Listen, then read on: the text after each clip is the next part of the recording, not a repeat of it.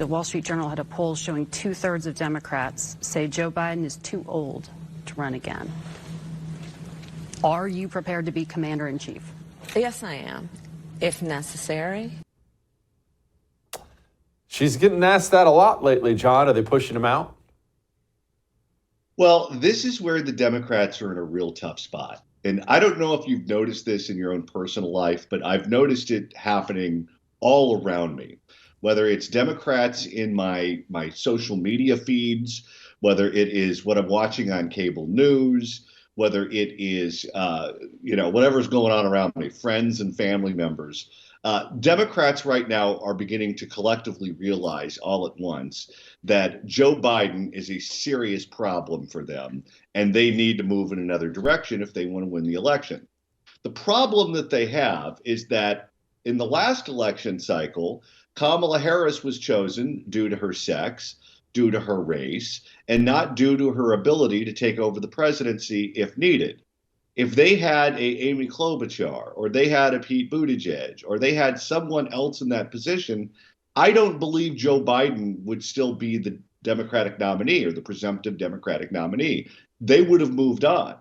But because her numbers are actually worse than his, they can't make a change. Because if they make a change and they push her aside, she's going to accuse them of sexism. She's going to accuse them of racism. And then they're going to have a party divided going into the election with someone who is not an incumbent. They're in a real tough spot right now. They are, and everyone knows she would do those things without hesitation. That's completely who she is, which brings us to Gavin Newsom, who says he's not running. Here he was. Filing deadlines haven't passed. President Biden doesn't run. Why shouldn't we consider you a likely candidate? Well, I think the vice president is naturally the one lined up, and the filing deadlines are quickly coming to pass. And I think we need to move past this notion that he's not going to run.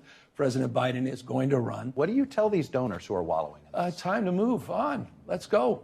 And am I supposed to interpret that comment about the vice president that if for some reason the president chose not to run at this point, well, that's the everybody rallies around her? It's the Biden-Harris administration. Maybe I'm a little old-fashioned. Yeah, maybe I'm a little old-fashioned about presidents and vice presidents. I was a lieutenant governor, so I'm a little subjective. So you can't imagine ever having to run against each other? Of course not. By definition, won't happen.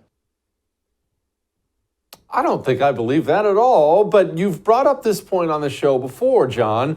How do you push her out? I'm sure if they could snap their fingers, they would have Gavin hair gel in there instead of her, but they can't snap their fingers. So how do you get her out? Why can't you just bribe her out?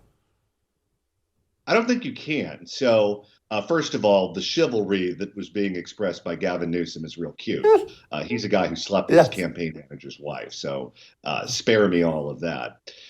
There's a columnist at the LA Times by the name of George Skelton who wrote a column essentially saying what the Democrats need to do is to have Gavin Newsom appoint Kamala Harris to fill Dianne Feinstein's Senate seat if she were to resign or pass away. That takes her out of the vice presidency. It fulfills a campaign promise that Gavin Newsom made when he said it would be a woman of color, a black woman, that he would appoint to the U.S. Senate seat. So all the boxes are checked, and it gets her out of the way and allows the Democrats to put someone up there who has a much better shot at winning a national election. Now, after that piece went in the newspaper, her office went absolutely ballistic.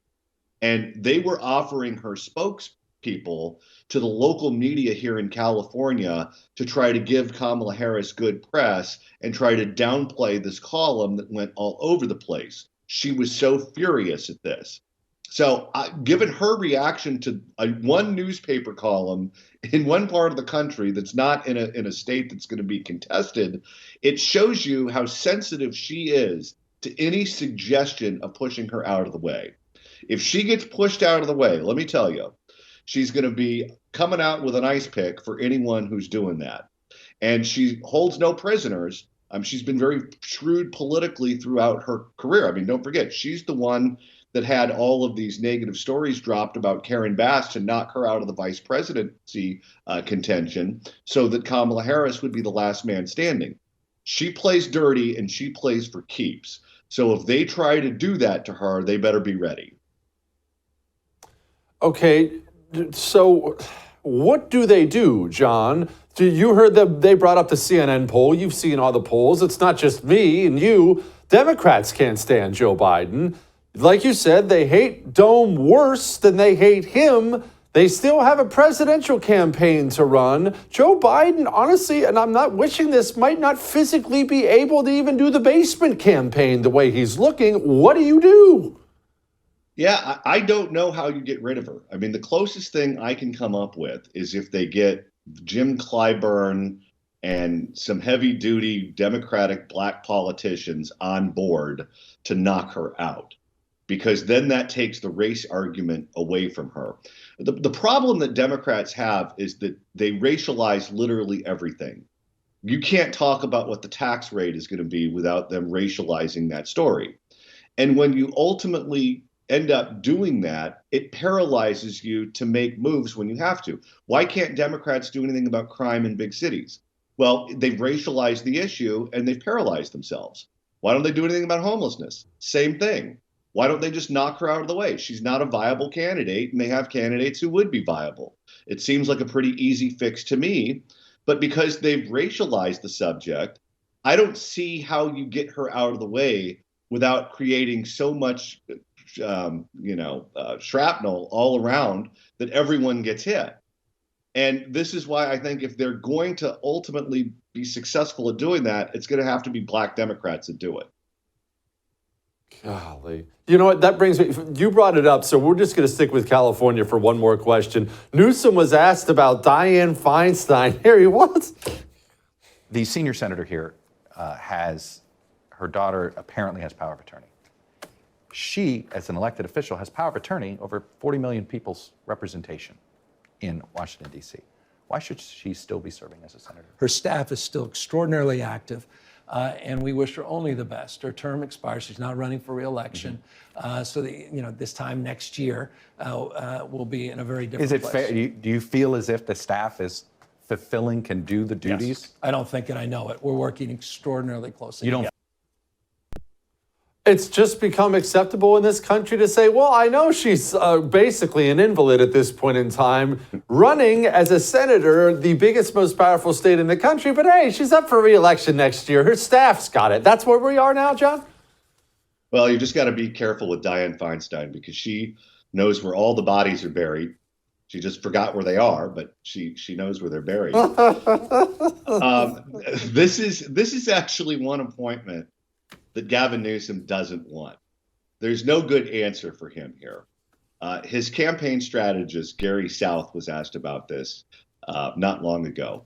And he said that if Dianne Feinstein were to resign or pass away, what Gavin Newsom would end up with is 20 pissed off people and one ingrate. And that doesn't do him any favors. He came out and said that he would essentially appoint a caretaker. He's pledged to appoint a black female to that job. There's a black female, Barbara Lee, Congresswoman from Oakland, who's running, who is now absolutely furious with him and is right up to the line from calling him a racist, essentially saying that what he agreed to do in that interview is tokenism, and he won't give that job to a black female who is running for the office, who could, in theory, hold that seat for black females for years to come. So he's created quite a tempest for himself here. And I'll tell you, it couldn't happen to a better guy. John, thank you, brother. Come back soon. For too long, we've been led to believe that communism is a thing of the past. But the truth is, communism is alive. It's here, and it's infiltrating every aspect of American life. Introducing the Anti-Communist Manifesto by Jesse Kelly, the practical guide for patriots ready to defend our nation from its most dangerous enemy. Discover the shocking extent of communist infiltration in our education system, their alliance with American corporations, and the twisted truth behind environmentalism. This eye-opening book exposes the true face of communism and empowers you to fight back. Join the fight for freedom. Pre-order your copy of the Anti-Communist Manifesto today by going to jessekellybook.com.